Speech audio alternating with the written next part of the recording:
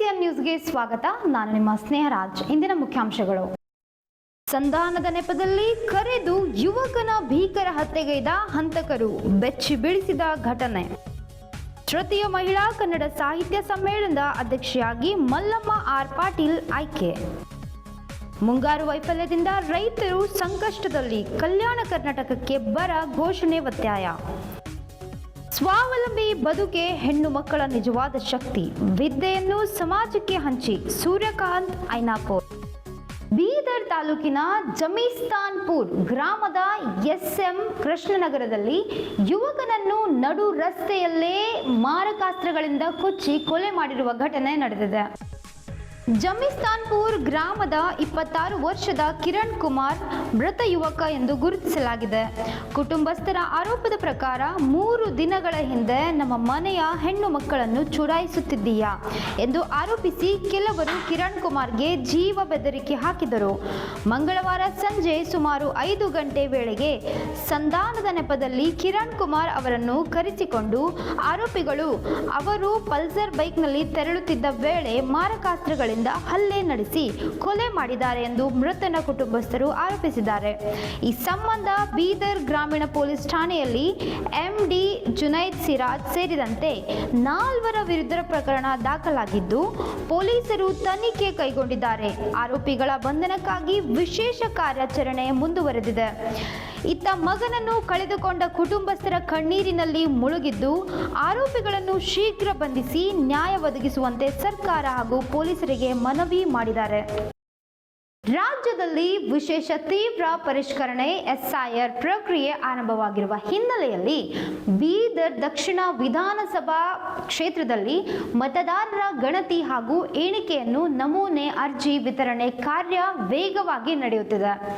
49 ಬೀದರ್ ದಕ್ಷಿಣ ವಿಧಾನಸಭಾ ಕ್ಷೇತ್ರದ ಮತದಾರರ ನೋಂದಣಾಧಿಕಾರಿ ನೀಡಿರುವ ಮಾಹಿತಿಯ ಪ್ರಕಾರ ಕ್ಷೇತ್ರದಲ್ಲಿ ಒಟ್ಟು 2,19,880 ಮತದಾರರ ಪೈಕಿ ಇದುವರೆಗೆ 1,77,190 ಮತದಾರರಿಗೆ ಎಣಿಕೆಯ ನಮೂನೆ ಅರ್ಜಿಗಳನ್ನು ಮತಗಟ್ಟೆ ಮಟ್ಟದ ಅಧಿಕಾರಿಗಳು BLO ಮನೆ ಮನೆಗೆ ಭೇಟಿ ನೀಡಿ ವಿತರಿಸಿದ್ದಾರೆ. ಇದಲ್ಲದೆ ಸ್ವೀಕರಿಸಲಾದ ಅರ್ಜಿಗಳ ಪೈಕಿ 14,436 ನಮೂನೆಗಳನ್ನು ಡಿಜಿಟಲೀಕರಣಗೊಳಿಸಲಾಗಿದ್ದು ವಿಶೇಷ ತೀವ್ರ ಪರಿಷ್ಕರಣೆ ಕಾರ್ಯ ಪ್ರಗತಿಯಲ್ಲಿದೆ ಎಂದು ಪ್ರಕಟಣೆಯಲ್ಲಿ ತಿಳಿಸಿದ್ದಾರೆ. ಮತದಾರರು BLOಗಳಿಗೆ ಅಗತ್ಯ ದಾಖಲೆಗಳನ್ನು ಸಲ್ಲಿಸಿ ತಮ್ಮ ಮಾಹಿತಿಯನ್ನು ಪರಿಶೀಲಿಸಿ ಸರಿಯಾದ ಸಮಯಕ್ಕೆ ಅರ್ಜಿಗಳನ್ನು ಭರ್ತಿ ಮಾಡುವಂತೆ ಚುನಾವಣಾ ಅಧಿಕಾರಿಗಳು ಮನವಿ ಮಾಡಿದ್ದಾರೆ. ಬೀದರ್ ಜಿಲ್ಲೆಯ ತೃತೀಯ ಮಹಿಳಾ ಕನ್ನಡ ಸಾಹಿತ್ಯ ಸಮ್ಮೇಳನದ ಅಧ್ಯಕ್ಷೆಯಾಗಿ ಭಾಲ್ಕಿ ತಾಲೂಕಿನ ಮರೂರು ಗ್ರಾಮದ ಹಿರಿಯ ಸಾಹಿತಿ ಹಾಗೂ ನಿವೃತ್ತ ಶಿಕ್ಷಣ ತಜ್ಞೆ ಶ್ರೀಮತಿ ಮಲ್ಲಮ್ಮ ಆರ್ ಪಾಟೀಲ್ ಅವರು ಸರ್ವಾನುಮತದಿಂದ ಆಯ್ಕೆಯಾಗಿದ್ದಾರೆ. ಕಮಲ್ ನಗರ ಮೂಲದ ಮಲ್ಲಮ್ಮ ಆರ್ ಪಾಟೀಲ್ ಅವರು 32 ವರ್ಷಗಳ ಕಾಲ ಉಪನ್ಯಾಸಕಿ ಹಾಗೂ ಪ್ರಾಚಾರ್ಯರಾಗಿ ಸೇವೆ ಸಲ್ಲಿಸಿದ್ದು ಸಾಹಿತ್ಯ, ಶಿಕ್ಷಣ ಮತ್ತು ಸಮಾಜ ಸೇವಾ ಕ್ಷೇತ್ರಗಳಲ್ಲಿ ಗಮನಾರ್ಹ ಕೊಡುಗೆ ನೀಡಿದ್ದಾರೆ. ಶಿವಯೋಗಿ, ಚನ್ನಬಸವ, ಶ್ರದ್ಧಾಂಜಲಿ ಹಾಗೂ ವಚನಗಳು ಸೇರಿದಂತೆ ಹಲವು ಕೃತಿಗಳನ್ನು ರಚಿಸಿದ್ದು ವಿವಿಧ ಸಾಹಿತ್ಯಿಕ ಕಾರ್ಯಕ್ರಮಗಳಲ್ಲಿ ಉಪನ್ಯಾಸಕರಾಗಿಯೂ ಭಾಗವಹಿಸಿದ್ದಾರೆ. ರಾಜ್ಯ ಮಟ್ಟದ ಉತ್ತಮ ಶಿಕ್ಷಕಿ ಪ್ರಶಸ್ತಿ ಸೇರಿದಂತೆ ಹಲವು ಪ್ರತಿಷ್ಠಿತ ಪ್ರಶಸ್ತಿಗಳಿಗೆ ಭಾಜರಾಗಿದ್ದರು.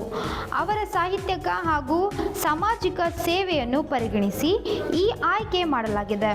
ಭಾಲ್ಕಿ ಪಟ್ಟಣದಲ್ಲಿ ಜುಲೈ ತಿಂಗಳ ಕೊನೆಯ ವಾರದಲ್ಲಿ ತೃತೀಯ ಮಹಿಳಾ ಕನ್ನಡ ಸಾಹಿತ್ಯ ಸಮ್ಮೇಳನ ನಡೆಯಲಿದ್ದು ಸಮ್ಮೇಳನದ ಸಿದ್ಧತೆಗಾಗಿ ಶೀಘ್ರದಲ್ಲೇ ವಿವಿಧ ಸಂಘ ಸಂಸ್ಥೆಗಳು ಹಾಗೂ ಕನ್ನಡ ಪರ ಸಂಘಗಳನ್ನು ಸಭೆ ನಡೆಸಲಾಗುವುದು ಎಂದು ಜಿಲ್ಲಾ ಕನ್ನಡ ಸಾಹಿತ್ಯ ಪರಿಷತ್ ಅಧ್ಯಕ್ಷ ಸುರೇಶ್ ಚಂದ್ರಶೆಟ್ಟಿ ತಿಳಿಸಿದ್ದಾರೆ.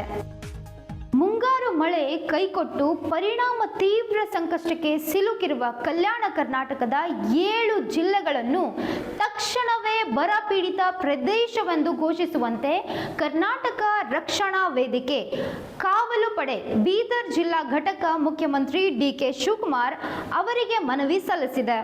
ಬೀದರ್, ಕಲಬುರಗಿ, ರಾಯಚೂರು, ಯಾದಗಿರಿ, ಬಳ್ಳಾರಿ, ವಿಜಯನಗರ ಹಾಗೂ ಕೊಪ್ಪಳ ಜಿಲ್ಲೆಗಳಲ್ಲಿ ಸಮರ್ಪಕ ಮಳೆಯಾಗದ ಕಾರಣ ತೊಗರಿ, ಸೋಯಾಬೀನ್, ಉದ್ದು, ಹೆಸರು ಸೇರಿದಂತೆ ವಿವಿಧ ಬೆಳೆಗಳು ಮೊಳಕೆಯೊಡೆಯದೆ ನಾಶವಾಗಿವೆ ಎಂದು ಮನವಿಯಲ್ಲಿ ಉಲ್ಲೇಖಿಸಲಾಗಿದೆ. ಬೆಳೆ ನಷ್ಟ ಅನುಭವಿಸಿದ ರೈತರಿಗೆ ಪ್ರತಿ ಎಕರೆಗೆ ರೂಪಾಯಿ 25,000 ಪರಿಹಾರವನ್ನು ನೇರ ನಗದು ವರ್ಗಾವಣೆ ಮೂಲಕ ಬಿಡುಗಡೆ ಮಾಡಬೇಕು. ಜೊತೆಗೆ ಬೆಳೆ ಸಾಲ ಹಾಗೂ ಕೃಷಿ ಸಾಲವನ್ನು ಸಂಪೂರ್ಣ ಮನ್ನಾ ಮಾಡಿ ಹೊಸ ಸಾಲ ಸೌಲಭ್ಯ ಕಲ್ಪಿಸುವಂತೆ ಆಗ್ರಹಿಸಲಾಗಿದೆ. ಕುಡಿಯುವ ನೀರಿನ ವ್ಯವಸ್ಥೆ, ಮೇವಿನ ಬ್ಯಾಂಕ್ ಆರಂಭ, ಮಹಾತ್ಮ ಗಾಂಧಿ ರಾಷ್ಟ್ರೀಯ ಗ್ರಾಮೀಣ ಉದ್ಯೋಗ ಖಾತ್ರಿ ಯೋಜನೆಯಡಿ 150 ದಿನಗಳ ಉದ್ಯೋಗ ಹಾಗೂ ಬೆಳೆ ವಿಮೆ ಪರಿಹಾರವನ್ನು 30 ದಿನಗಳೊಳಗೆ ವಿತರಿಸುವಂತೆ ಸಂಬಂಧಿಸಿದ ಅಧಿಕಾರಿಗಳಿಗೆ ನಿರ್ದೇಶನ ನೀಡಬೇಕೆಂದು ಮನವಿಯಲ್ಲಿ ಒತ್ತಾಯಿಸಲಾಗಿದೆ. ಈ ಸಂದರ್ಭದಲ್ಲಿ ಕರವೇ ಕಾವಲು ಪಡೆ ಜಿಲ್ಲಾ ಅಧ್ಯಕ್ಷ ಅವಿನಾಶ್ ಬುದೇರಾಕರ್ ಸೇರಿದಂತೆ ಸಂಘಟನೆಯ ಪದಾಧಿಕಾರಿಗಳು ಹಾಗೂ ಕಾರ್ಯಕರ್ತರು ಉಪಸ್ಥಿತರಿದ್ದರು.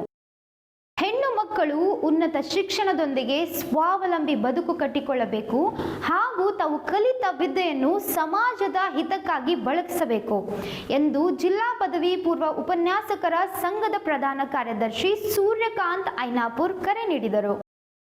ಕರ್ನಾಟಕ ರಾಜ್ಯ ಅಕ್ಕ ಮಹಾದೇವಿ ಮಹಿಳಾ ವಿಶ್ವವಿದ್ಯಾಲಯದ ಪ್ರಾದೇಶಿಕ ಕೇಂದ್ರದಲ್ಲಿ MA ಕನ್ನಡ ಅರ್ಥಶಾಸ್ತ್ರ, MCom ಹಾಗೂ BSc ಗಣಿತ ವಿಭಾಗದ ವಿದ್ಯಾರ್ಥಿನಿಯರ ಬೀಳ್ಕೊಡುಗೆ ಸಮಾರಂಭದಲ್ಲಿ ಮಾತನಾಡಿದ ಅವರು, ಶಿಕ್ಷಣವನ್ನು ಕೇವಲ ಪದವಿಗೆ ಸೀಮಿತಗೊಳಿಸದೆ ಸಮಾಜದ ಅಭಿವೃದ್ಧಿಗೆ ಬಳಸುವಂತೆ ವಿದ್ಯಾರ್ಥಿನಿಯರಿಗೆ ಸಲಹೆ ನೀಡಿದರು. ಕಾರ್ಯಕ್ರಮದಲ್ಲಿ ಮಾತನಾಡಿದ ಚಂದ್ರಪ್ಪ ಗೌರಶೆಟ್ಟಿ, ಪದವಿ ಪೂರ್ವ ಕಾಲೇಜಿನ ಪ್ರಾಚಾರ್ಯ ಡಾಕ್ಟರ್ ಚಂದ್ರಪ್ಪ ಬಾತಮುರ್ಗೆ, ಅಕ್ಕ ಮಹಾದೇವಿಯವರ ಆದರ್ಶಗಳನ್ನು ನೆನಪಿಸಿಕೊಂಡು ಯಾವುದೇ ಕಾರ್ಯವನ್ನು ಭಕ್ತಿ, ಶ್ರದ್ಧೆ ಹಾಗೂ ನಿಷ್ಠೆಯಿಂದ ನಿರ್ವಹಿಸಬೇಕು ಎಂದು ಹೇಳಿದರು. ಸದ್ಗುರು ಸಿದ್ಧಾರೂಢ ಮಹಿಳಾ ಪದವಿ ಕಾಲೇಜಿನ ಪ್ರಾಚಾರ್ಯ ನಾಗಪ್ಪ ಜಾನಕನೂರ್, ಸ್ನಾತಕೋತ್ತರ ಪದವಿ ಪಡೆದ ಮಹಿಳೆಯರಿಗೆ ವಿವಿಧ ಕ್ಷೇತ್ರಗಳಲ್ಲಿ ಸಾಕಷ್ಟು ಅವಕಾಶಗಳಿದ್ದು ಅವುಗಳನ್ನು ಸದುಪಯೋಗಪಡಿಸಿಕೊಂಡು ಸಮಾಜದಲ್ಲಿ ತಮ್ಮದೇ ಆದ ಗುರುತನ್ನು ಮೂಡಿಸಬೇಕೆಂದು ಕರೆ ನೀಡಿದರು. ಪ್ರಾದೇಶಿಕ ಕೇಂದ್ರದ ನಿರ್ದೇಶಕ ಡಾಕ್ಟರ್ RV ಗಂಗಶೆಟ್ಟಿ, ಉನ್ನತ ಶಿಕ್ಷಣದ ಜೊತೆಗೆ ಜ್ಞಾನ ಮತ್ತು ಕೌಶಲ್ಯ ವೃದ್ಧಿಸಿಕೊಳ್ಳುವ ಅಗತ್ಯವನ್ನು ಒತ್ತಿ ಹೇಳಿದರು.